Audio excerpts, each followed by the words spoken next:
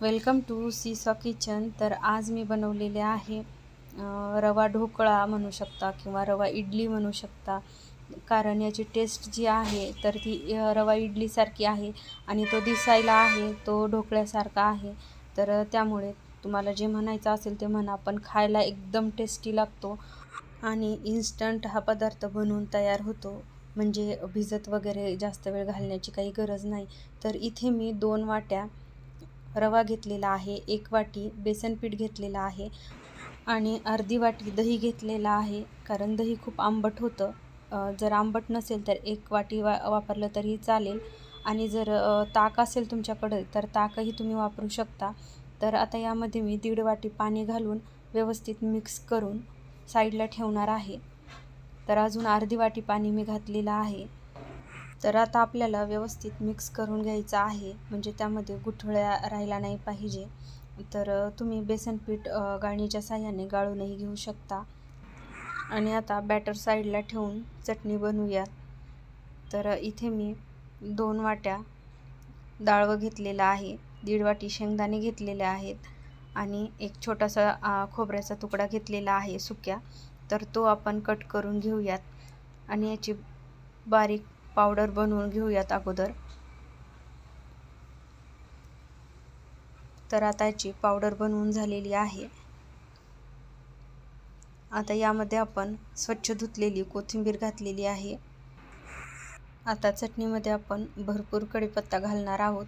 कढीपत्त्यामुळे taste पण खूप छान येते आणि सर्वात महत्त्वाचं म्हणजे घरच्यांच्या भरपूर कढीपत्ता खाण्यात जातो. बऱ्याच जणांना कढीपत्ता आवडत नाहीत, साईडला काढून ठेवतात. तर त्यासाठी हे एक चांगलं आहे. आणि 2 ते 3 हिरवी मिरची घेतलेली आहेत. अर्धा चमचा साखर घातलेली आहे आणि चवीनुसार मीठ घालून अजून एकदा आपण याला कोरडंच फिरवून घेतलेलं आहे. आणि आता यामध्ये थोडंसं पाणी घालूयात आणि व्यवस्थित मिक्स करून अजून एकदा फिरवून घेऊयात. तर बघू शकता लागेल असं पाणी घातलेलं आहे आणि चटणी तयार झालेली आहे. जरी आपल्याकडे ओलं खोबरं नसेल तरीही आपण अशा पद्धतीने चटणी बनवू शकतो. इडलीसोबत, डोशासोबत ही चटणी एकदम छान लागते. तर आता याच्यासोबत खाण्यासाठी फक्त चटणी बनवलेली आहे. तर त्यामुळे थोडीशी पातळ केलेली आहे. तुम्हाला हवी अशी कन्सिस्टन्सी तुम्ही ठेवू शकता. तर आता चटणी तयार झालेली आहे. तडका देऊन घेऊयात. त्याआधी एका ताटाला तेलाने ग्रीस करून साईडला ठेवूयात. रवा ढोकळा स्टीम करण्यासाठी एका कढईमध्ये मी पाणी घातलेलं आहे 1.5 ग्लास आणि त्यावरती झाकण ठेवून आता गॅस ऑन करून ठेवूयात, म्हणजे पाणी तोपर्यंत गरम होईल. तर आपण जे बॅटर बनवलं होतं तर ते बॅटर चांगलं फुललेलं आहे. तर त्यामध्ये आता आपल्याला पाणी घालायचं आहे गरजेनुसार. फक्त 10 मिनिटे बॅटर साईडला ठेवलेलं आहे. तर बघू शकता पाणी घालून एकाच दिशेने व्यवस्थित फेटायचं आहे. चवीनुसार मीठ घातलेलं आहे. थोडंसं अजून पाणी घातलेलं आहे. जसं लागेल तसं थोडं थोडं पाणी घालायचं आहे, एकदाच पाणी घालायचं नाही. नाहीतर बॅटर जर आपलं पातळ झालं तर ढोकळा छान फुगणार नाही.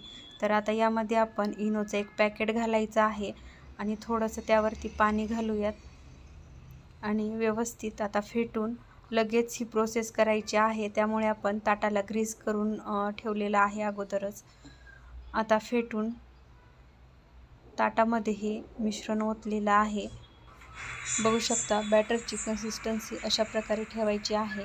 ह्या प्रोसेसला जर आपण उशीर केला तर ढोकळा फुगत नाही. तर आता यावरती एकतर छान दिसावं आणि टेस्टी छान यावी यासाठी आपण थोडंसं काश्मीरी मिरची पावडर जे असतं तर ते घातलेलं आहे. आणि आता स्टीम करण्यासाठी ठेवूयात. पाणी छान उकळलेलं आहे आणि आता झाकण ठेवूयात. तर 20 ते 25 मिनटामध्ये ढोकळा तयार होईल. तोपर्यंत आपण चटणीला तडका देऊन घेऊयात. तर पॅनमध्ये मी तेल घातलेलं आहे, मोहरी घातलेली आहे, जिरं, 2 लाल मिरच्या घातलेल्या आहेत, कढीपत्ता आणि कोथिंबीर घालून तडका तयार केलेला आहे. आणि आपण जी चटणी बनवली होती तर त्यामध्ये ओतून घेतलेला आहे. तर मस्त अशी आपली चटणी तयार झालेली आहे, बघू शकता. तर 25 मिनिटे झालेली आहेत आणि ढोकळाही छान तयार झालेला आहे. तर आता आपण कट करून घेऊयात. जेवढा हा ढोकळा तुम्हाला दिसायला सुंदर दिसत आहे, तेवढाच खायलाही खूप छान लागतो. एकदा नक्की ट्राय करून बघा. ह्याच बॅटरपासून तुम्ही इडली बनवू शकता. ही थोडक्यात इडलीच आहे, फक्त दिसायला तुम्हाला ढोकळ्यासारखा दिसतो. तर सांबारसोबतही एकदम छान लागतो. तर सांबारही बनवू शकता आवडत असेल तर. तर साईडच्या कडा मोकळ्या करून घ्यायच्या आहेत आणि मस्त असा तयार आहे आपला रवा ढोकळा किंवा रवा इडली म्हणू शकता. पण खायला इतका सुंदर आणि टेस्टी लागतो. बऱ्याच वेळा सुट्टीच्या दिवशी टेन्शन असतं की नाश्त्याला काहीतरी वेगळं बनवावं. तर इडली आणि डोसा वगैरे आपण हे नेहमीच बनवतो. तर नाश्त्यासाठी एक वेगळा ऑप्शन आहे. तर नक्की बनवून बघा. घरातल्या लहानांपासून तर मोठ्यांपर्यंत सर्वांनाच आवडेल असा हा आजचा नाश्ता बनवलेला आहे. फक्त 1.5 चमचा तेलामध्ये नाश्ता बनवून तयार झालेला आहे. तर अगदी पौष्टिक रेसिपी आहे. व्हिडिओ आवडला तर लाईक, शेअर, सबस्क्राईब करायला विसरू नका. भेटूया अशाच एका नवीन रेसिपीबरोबर. तोपर्यंत बाय बाय.